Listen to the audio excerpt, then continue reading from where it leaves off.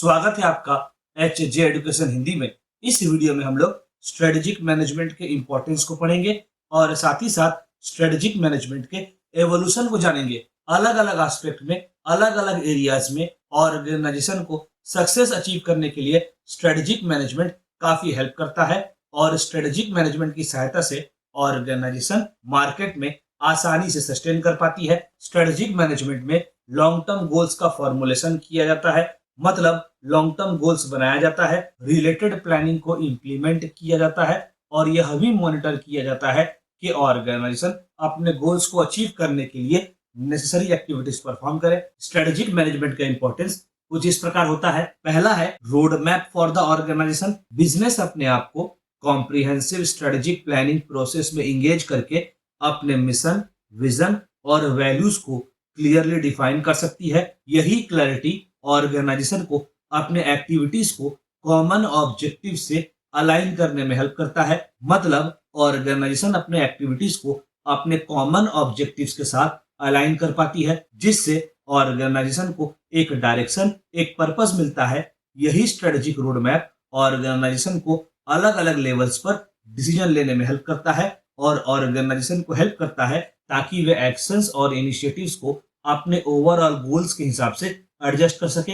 अगला, helps in adaptation. आज के डायनामिक बिजनेस एनवायरनमेंट में ऑर्गेनाइजेशन को अडेप्ट करने में हेल्प करता है स्ट्रेटेजिक मैनेजमेंट। जैसे जैसे ग्लोबल मार्केट में चेंजेस आता जाएगा, ऑर्गेनाइजेशन को उसी हिसाब से अपने आप को ढालना होगा ताकि ऑर्गेनाइजेशन भी नए मार्केट सिचुएशन के हिसाब से अपने आप को एडजस्ट कर सके। स्ट्रेटेजिक प्लानिंग की सहायता से बिजनेसेस आने वाले पोटेंशियल चेंजेस को, चैलेंजेस को, अपॉर्चुनिटीज को समझ पाती है और उसी हिसाब से स्ट्रेटजीज भी बना पाती है या अपने स्ट्रेटजीज में जरूरी चेंजेस ला पाती है।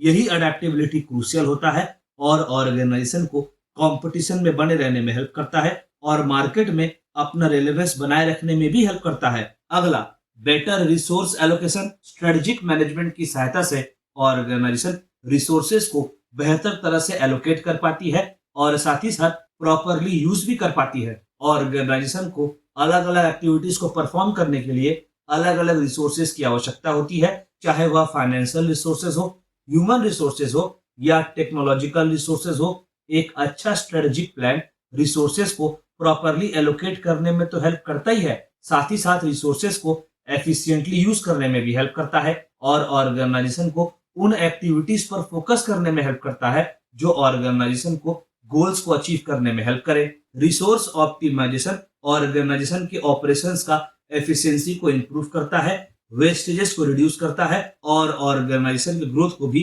इनहेंस करता है। अगला, एनकरेज इनोवेशन। आज के कॉम्पिटिटिव वर्ल्ड में इनोवेशन एक बहुत इंपॉर्टेंट फैक्टर होता है जो ऑर्गेनाइजेशन को सक्सेस दिलाने में हेल्प करता है। स्ट्रेटेजिक प्लानिंग की सहायता से ऑर्गेनाइजेशन को कंटिन्यूअसली नए आइडियाज की खोज के लिए एनकरेज किया जा सकता है और उन्हें कंपटीशन में आगे रहने में सहायता प्रोवाइड किया जा सकता है। स्ट्रेटेजिक एजेंडा में इनोवेशन इंक्लूड करने पर बिजनेस को एक कॉम्पिटिटिव एज मिलता है। बिजनेस अपने प्रोडक्ट को डेवलप कर सकता है और कस्टमर सेटिस्फेक्शन को इनहेंस कर सकता है। बहुत सारे थिंकर्स और सब्जेक्ट मैटर एक्सपर्ट्स के कंट्रीब्यूशन की वजह से भी स्ट्रेटेजिक मैनेजमेंट में काफी डेवलपमेंट देखा जा सकता है। पहला, early foundation. Early 20th century में फ्रेडरिक टेलर के साइंटिफिक मैनेजमेंट के प्रिंसिपल से ही स्ट्रेटेजिक मैनेजमेंट को ट्रेस किया जा सकता है। टेलर का फोकस था एफिशिएंसी और सिस्टमैटिक अप्रोच की सहायता से ऑर्गेनाइजेशन के परफॉर्मेंस को इंप्रूव करना। फिर 1960s के दौरान एल्फ्रेड चैंडलर का काम ऑर्गेनाइजेशन के स्ट्रक्चर को स्ट्रेटजी से अलाइन करने के इंपॉर्टेंस को बताता है। चैंडलर का काम यह दिखाता है कि कैसे सक्सेसफुल कंपनीज अपने स्ट्रक्चर में जरूरी बदलाव करते हैं ताकि अपने स्ट्रेटेजिक ऑब्जेक्टिव्स को अचीव कर सके। अगला, एम्फेसिस ऑन प्लानिंग। 1950s और 1960s में अलग अलग प्लानिंग स्कूल सामने आते हैं जिनका एम्फेसिस था स्ट्रेटेजिक प्लानिंग प्रोसेस को फॉर्मलाइज करना। मतलब अलग अलग प्लानिंग स्कूल का मानना था स्ट्रेटेजिक प्लानिंग प्रोसेस को फॉर्मलाइज किया जाना चाहिए। फॉर्मलाइज करने का मतलब हुआ स्ट्रेटेजिक प्लानिंग प्रोसेस को एक पर्टिकुलर स्ट्रक्चर में लेकर आना। पीटर ड्रकर जैसे थिंकर्स सिस्टमैटिक एनालिसिस और लॉन्ग टर्म प्लानिंग के पक्ष में अपनी बात करते हैं और उनका यह मानना था कि ऑर्गेनाइजेशन का सक्सेस के लिए सिस्टमैटिक एनालिसिस और लॉन्ग टर्म प्लानिंग बहुत इंपॉर्टेंट होता है। अगला, resources and competitive advantage. Late 20th century में resource based view approach rise करता है। अगर रिसोर्स बेस्ड व्यू की माने तो रिसोर्स बेस्ड व्यू एक मैनेजरियल फ्रेमवर्क होता है जिसकी सहायता से फर्म का रिसोर्सेज को इस तरह से यूटिलाइज किया जाता है ताकि ऑर्गेनाइजेशन सस्टेनेबल कॉम्पिटिटिव एडवांटेज को गेन कर सके। अच्छा, इस समय में फोकस इस बात पर था ऑर्गेनाइजेशन का इंटरनल रिसोर्सेज को इस तरह से यूटिलाइज किया जाए, ऑर्गेनाइजेशन का इंटरनल कैपेबिलिटीज को इस तरह से यूटिलाइज किया जाए ताकि ऑर्गेनाइजेशन कॉम्पिटिटिव एडवांटेज गेन कर सके। अगला, स्ट्रेटेजिक इंटेंट। 1980s के आसपास गैरी हैमेल और सीके प्रहलाद ने स्ट्रेटेजिक इंटेंट बोलकर एक टर्म को इंट्रोड्यूस किया और इस समय केवल एक्सटर्नल एनवायरनमेंट के रिएक्शन पर फोकस नहीं किया गया बल्कि कोर कॉम्पिटेंसीज और फॉरवर्ड लुकिंग एस्पिरेशंस पर भी एम्फेसिस किया गया। असल में स्ट्रेटेजिक इंटेंट ऑर्गेनाइजेशन के गोल और विजन के बारे में बताता है। स्ट्रेटेजिक इंटेंट एक गाइडिंग प्रिंसिपल होता है जो डे टू डे ऑपरेशन से लेकर ऑर्गेनाइजेशन के लॉन्ग टर्म विजन के बारे में बताता है। स्ट्रेटेजिक इंटेंट के 5 स्टेजेस होते हैं: विजन, मिशन, गोल्स, ऑब्जेक्टिव्स और एक्शन प्लान्स। अगला, evolution of competitive strategy.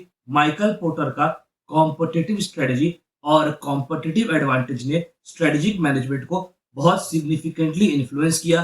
Porter ने बहुत सारे कंसेप्ट्स को इंट्रोड्यूस किया जैसे कॉस्ट लीडरशिप, डिफरेंशिएशन और वैल्यू चेन, और यह सब ऑर्गेनाइजेशन को कॉम्पिटिटिव एडवांटेज को गेन करने के लिए प्रॉपर फ्रेमवर्क प्रोवाइड करते थे।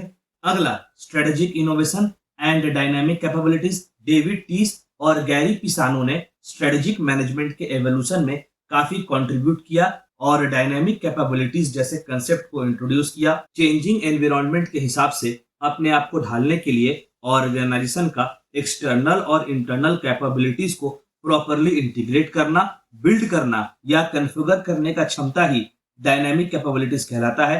कहने का मतलब हुआ कि अब फोकस इस बात पर दिया जाने लगा कि ऑर्गेनाइजेशन के पास कितनी क्षमता है कि वह बदलते एनवायरनमेंट के हिसाब से अडेप्ट कर सकती है, इनोवेट कर सकती है और कॉम्पिटिटिव एडवांटेज गेन कर सकती है।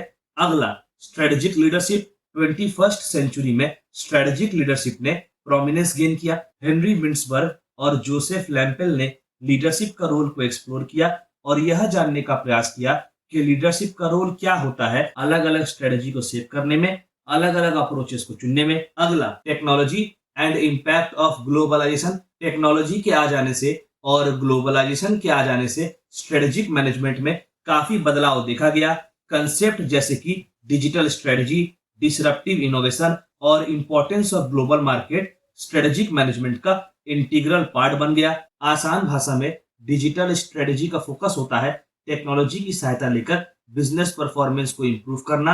आगे, डिसरप्टिव इनोवेशन एक ऐसा इनोवेशन है जो अनडिजायरेबल या इग्नोर्ड मार्केट के लिए एफोर्डेबल प्रोडक्ट्स या सर्विसेज को बनाने का काम आसान कर देता है। अगला, इंटीग्रेशन ऑफ सस्टेनेबिलिटी। धीरे धीरे करके आज के समय में स्ट्रेटेजिक मैनेजमेंट में सस्टेनेबिलिटी को इंटीग्रेट करने पर एम्फेसिस दिया जा रहा है। ऑर्गेनाइजेशन अपने लॉन्ग टर्म सक्सेस को प्लान करते समय सोशल, एनवायरमेंटल और गवर्नेंस जैसे फैक्टर्स को भी कंसीडर कर रही है। अगला, कॉन्टेम्पररी इश्यूज। आज के समय strategic management uncertainty, complex geopolitical situation और बिजनेस डिसीजंस में एथिक्स जैसे फैक्टर्स को लेकर इंप्रूवमेंट लाने का प्रयास कर रही है।